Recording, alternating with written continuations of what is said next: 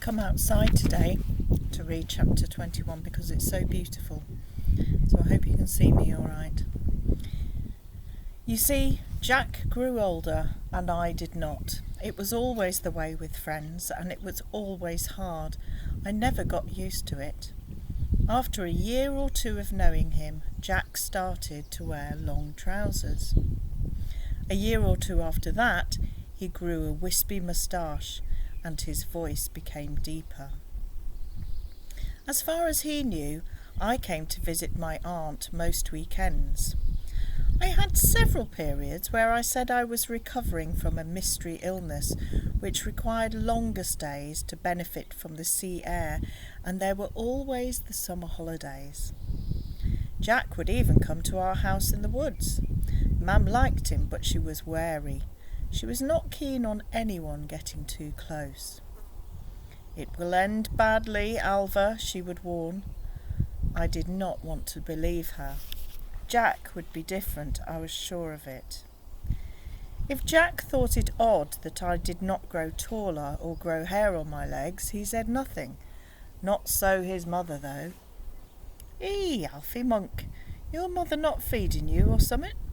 Mrs. McGonagall said to me one day in the shop. "Look at you, there's more growth than a mouldy cheese." "Ma," said Jack, but he was laughing too. I don't think he intended to be mean, but when he laughed I shrivelled inside because I'd seen it all before.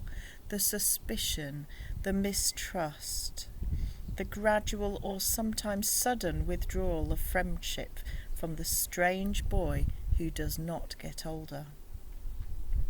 Not long after, I heard them talking about me. I had come into the shop. The tinkling bell that normally announced a customer's arrival was broken, so nobody knew I was there. I heard Jack in the back room of the shop. He was repeating his mother's joke from before in his new, deeper voice. "More growth on a mouldy cheese, I tell you." "Come on, Jack, don't mock the afflicted. He's probably got some growth condition or something." The voice was a young woman, Jean Palmer, whom Jack had started courting. I had met her once or twice. She was pretty. "Alfie's different. It's not right," said Jack. "He's not changed in 5 years. 5 years! And have you heard how he talks? Reckons he's from Hexham. Well, I know Hexham, and they don't talk like that out there." By now I had moved from my position by the counter and was sort of crouched down behind a stack of cardboard boxes. I did not want them to come out and see that I had been listening. "He does talk funny, I'll give you that," Jean Palmer said, "but I like him." "He's not right, Jean, and his auntie's not right either. Never looks you in the eye when she's talking to you. Living out in the woods like that, with a goat of all things. Old Lizzie Richardson told Ma she used to know her years ago in North Shields when she had a son of her own, and he was called Alfie as well. That's odd, isn't it?" "Lizzie Richardson? She's over 80. "That's what I'm saying, Jean. And if Mr. Richardson knew her back in Shields, that puts Mrs. Monk at 60-odd if she's a day." "Well, she's looking good on it, is all I can say." At that point another customer came in and shouted, "Hello?" and hardly noticed as I scuttled out. I cycled home despondent. This was how it happened again and again, although this time was quicker than I was used to. You see, it is simply not possible to get no older and expect nobody to notice. People talk, people gossip.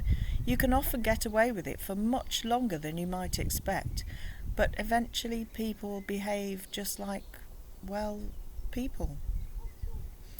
They make up reasons to explain the inexplicable, and Mum and I helped them, creating a little confusion. Was I Mum's son, for example, or was I her nephew? Mum would often encourage people to think that her own mother lived in the same house. And old people with long memories like Lizzie Richardson eventually die and take their suspicions with them, and those that are left conclude that they were the ramblings of an ageing mind, because the truth is just too unbelievable. But you cannot fool everyone, not forever. I'm going to do you another chapter today to catch up a little bit. Chapter 22. By 1939, Jack was 16, a tall young man with a lopsided grin. I had brought him a packet of cigarettes for his 16th birthday, because that's what you did back then. He offered me one, but I had tried tobacco before, years ago. I knew I did not like it, so I said no, and he gave me a sneering look. One day in the summer I went round to the shop in Eastbourne Gardens. It was a few weeks after I had overheard him talking in the back room. Mrs. McGonagall shook her head. "He's not in, son. He's very busy these days. He's helping in the shop a lot, so he cannot come out." Well, which was it, I thought? Is he not in, or is he in and unable to come out? I knew she was lying. Shall I come back tomorrow? No, son, I think it's best if you don't. Like I say, he's busy in the shop. Well, will you tell him I was here? Aye.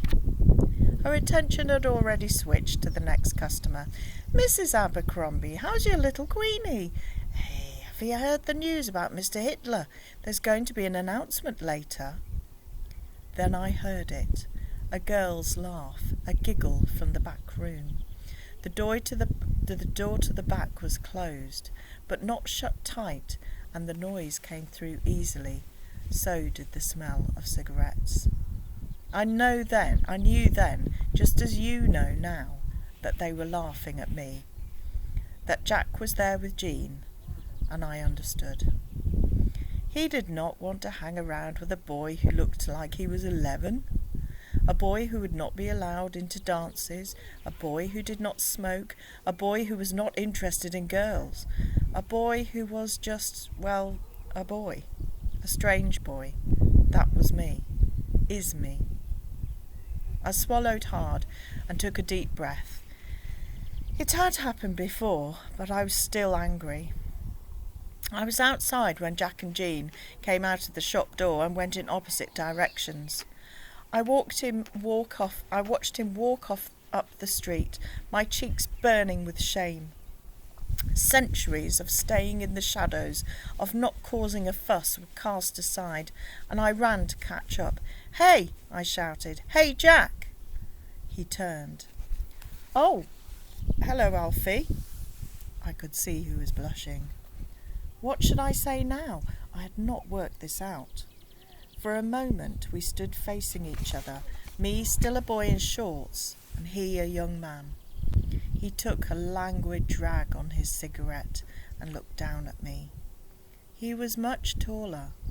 There was no point in pretending. "I heard what you said to Jean the other week about me not being right." He chewed his bottom lip and looked away before exhaling a plume of smoke. "I thought you were my friend." "I am, Alfie, I am, only—" His eyes flicked to the side. He was embarrassed, but I did not care. "Look, shall we sit down?" There was a low wall, and we sat. He unbuttoned his jacket and hitched up the knees of his trousers before sitting. It was all so grown up. "The thing is, Alfie," and he paused. I do not think he quite knew what the thing was. I spoke in the pause. "I embarrass you, is that it?" He hesitated before saying, "No, Alfie." But the truth was in the hesitation, and it told me everything I needed to know. I could feel my throat tightening with emotion. "I do not have to be like this, you know," I said, my voice getting louder. "I can reverse it." "You can reverse it? Reverse what?" I had said more than I had intended, so I kept quiet, but I was panting. Listen, Alfie," Jack said, getting to his feet. "You're a good boy. You were a good friend, but, well, people change. He ground the cigarette under his shoe, and that was it. He turned and carried on up Eastbourne Gardens, and once again I tried to swallow the lump high in my chest. Oh, poor Alfie. Chapter 23. I did not tell Mum. It would only upset her. That evening I milked Amy and turned the cheeses in the little cheese pantry as usual. All the while I had the same lump in my throat that I could not swallow. Mam and I listened to the wireless. Mr. Chamberlain, the Prime Minister, announced that we were at war with Germany again, and we both agreed that it only seemed like yesterday that the last war had finished. Finally, I cried. Sitting there in front of the fire, I felt a fat tear roll down my cheek, and the sob broke over my heart like a wave over a shipwreck. Mam thought I was crying because of the war, but I was not. I longed for the umpteenth time to grow up, to be like Jack, like all the boys I had ever known who had grown up. Could Mam read my mind? It certainly felt like it sometimes. She got up and came over to me, sitting on the side of the chair and rubbing my back. I traced the 2 little scars on her upper arm with my fingers, as I had done countless times before, while she sang a mournful low tune. The words were in the ancient language we shared, and Mam's wavering voice deepened my sadness, so that I wept like a small child with my head on her lap. I thought then that I would not see Jack McGonagall again, and that this war would probably end the world. I was wrong on both counts.